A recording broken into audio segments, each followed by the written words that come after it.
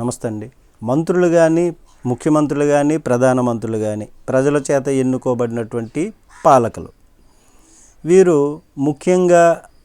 ముఖ్యమైనటువంటి ఒక అంశం పైన ప్రమాణం చేస్తారు. మొట్టమొదటిగా దేనికి? కులాలకు అతీతంగా, ప్రాంతాలకు అతీతంగా, మతాలకు అతీతంగా, పార్టీలకు అతీతంగా ప్రజల సంక్షేమమే ధ్యేయంగా, అభివృద్ధి ధ్యేయంగా పనిచేస్తాము అనేటటువంటి విధంగా ప్రమాణం చేస్తారు. అయితే ఈ విధంగా ప్రమాణం చేయాలి, అది వాళ్ళ తాలూకా కర్తవ్యం. ప్రజల్ని విచక్షణ లేకుండా పరిపాలించాలి. సంక్షేమ పథకాలు కానీ, అభివృద్ధి కానీ అందరికీ అందాలి. అయితే తాజాగా చంద్రబాబు నాయుడు గారు చిత్తూరు జిల్లాలో ఒక కీలకమైనటువంటి వ్యాఖ్యలు అయితే చేశారు. వైసీపీ వాళ్ళకు డైరెక్ట్గా కానీ, ఇండైరెక్ట్గా కానీ ఎలాంటి పనులు చేయకూడదని, ఉపయోగపడకూడదని. ఒక ముఖ్యమంత్రి స్థాయిలో ఉన్నటువంటి వ్యక్తి ఈ విధంగా మాట్లాడడం, ఏ విధంగా చూడాలో, ఆ వ్యాఖ్యలను ఏ కోణంలో భావించాలో, అసలు ఇంత అనుభవం ఉన్నటువంటి ముఖ్యమంత్రి గారైనా ఇలా మాట్లాడారు, డైరెక్ట్గా ఇంతలా వ్యతిరేకతను ప్రదర్శిస్తారా, ద్వేషాన్ని ప్రదర్శిస్తారా అని అనుకుంటున్నారు. వైసీపీకి 11 సీట్లే వచ్చాయి, ఘోరమైనటువంటి ఓటమిని ఇచ్చారు. కానీ 40% ఓటు బ్యాంకు, 40% జనాలు ఉన్నారు. దీన్ని బట్టి రాష్ట్రంలో 40% మందికి డైరెక్ట్గా, ఇండైరెక్ట్గా ఎటువంటి ప్రయోజనాలు చేకూర్చొద్దా? ప్రభుత్వాన్ని నడిపే పాలకులు, ప్రజలు ఇచ్చే అధికారంలో ఉండేటటువంటి పాలకులు ఇలానే అంటారా? మరి ఈ వ్యాఖ్యలు ఎలా తీసుకోవాలి? వైసీపీ నాయకులకు, కార్యకర్తలకు అన్న అర్థమా, లేక 40% మంది ప్రజలకున్నా అని అర్థమా? ఏ విధంగా చూడాలి?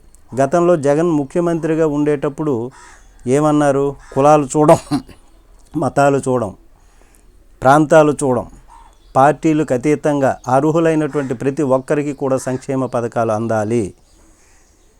అంటే పార్టీలకు అతీతంగా, ప్రాంతాలకు అతీతంగా ఓటు వేసిన, వేయకపోయినా సంక్షేమ పథకాన్ని అర్హత ఉంటే ఇచ్చేటటువంటి ఘనత 76 సంవత్సరాల స్వాతంత్ర చరిత్రలో జగన్మోహన్ రెడ్డి అని చెప్పుకోవచ్చు.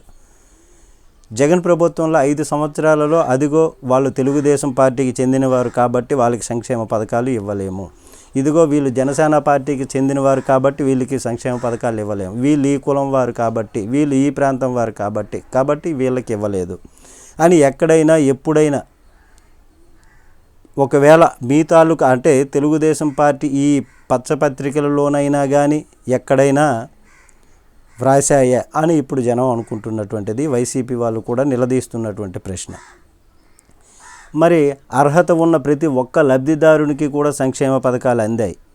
కానీ అంతర్లీనంగా వైసీపీకి ఇవ్వాలా లేదా అన్నటువంటిది అంతర్గతంగా చర్చించుకుంటే అది ఒక విధంగా బాగుండేదేమో. కానీ బహిర్గతంగా ఒక ముఖ్యమంత్రి స్థాయిలో ఉన్నటువంటి వ్యక్తి, ప్రజల చేత, ప్రజల కోసం, ప్రజల కొరకే ఉన్నటువంటి ప్రభుత్వం, ఎన్నుకోబడినటువంటి వ్యక్తి అలా అంటే మిగతా ప్రభుత్వ పెద్దలు ఎలా చేయాలి? క్రింద స్థాయి అధికారులు ఎట్లా చేయాలి?